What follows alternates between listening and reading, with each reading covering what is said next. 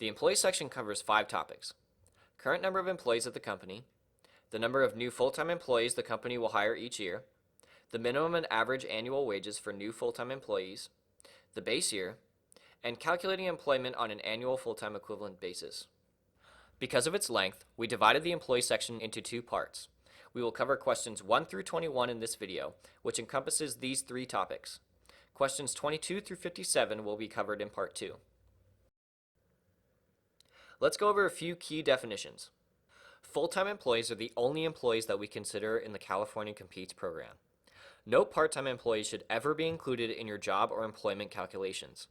For an employee to be considered full-time, the employee must be your W-2 employee and must work at least an average of 35 hours per week.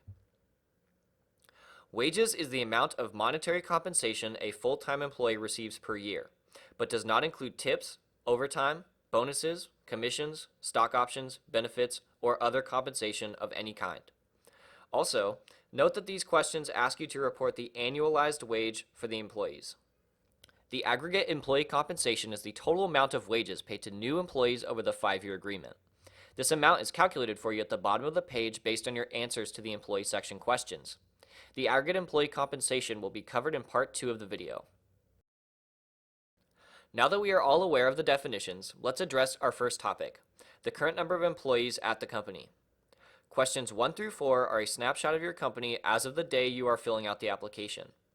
This is the only time you are asked about part-time employees. Widget Manufacturing currently has 5 full-time and 2 part-time employees in California. Since Widget does not have any employees outside of California, questions 3 and 4 are also 5 full-time and 2 part-time. Let's answer topics 2 and 3 in the next series of questions. Questions 5 through 8 ask about your employee growth in your current tax year. Widget plans to hire 3 employees in 2017. Employee 1 will make $35,000 per year, Employee 2 will make $40,000 per year, and Employee 3 will make $45,000 per year. For question 5, Widget enters 3 into the box because it is hiring 3 new full-time employees in its current tax year. Of the 3 new employees, $35,000 is the lowest starting wage, so Widget enters $35,000 into question 6. Widget then calculates the average or mean wage to be $40,000 and enters the value into question 7. Since Widget predicts that all hiring for the year will take place in July, before the close of the theoretical application period, Widget enters 0 into question 8. Note that this date is based on the submission deadline of the current application period and will change from round to round. For example, if Widget was applying during a March application period, it would not have hired the 3 employees in July yet, so its answer to question 8 would be 3. Questions 9 through 20 ask the same questions for the remaining 4 tax years. Widget will not be hiring in 2018, so it answers 0 for questions 9 through 11.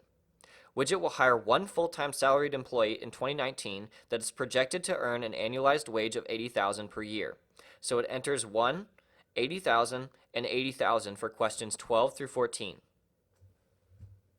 Remember, if in any given year you are only hiring 1 new full-time employee, the minimum and average wage must be the same. Widget will not be hiring any new full-time employees in 2020 or in 2021, so it enters in zeros into the remaining fields. Once you have completed this section, please watch part 2 of the video to find out more information on questions 22 through 57.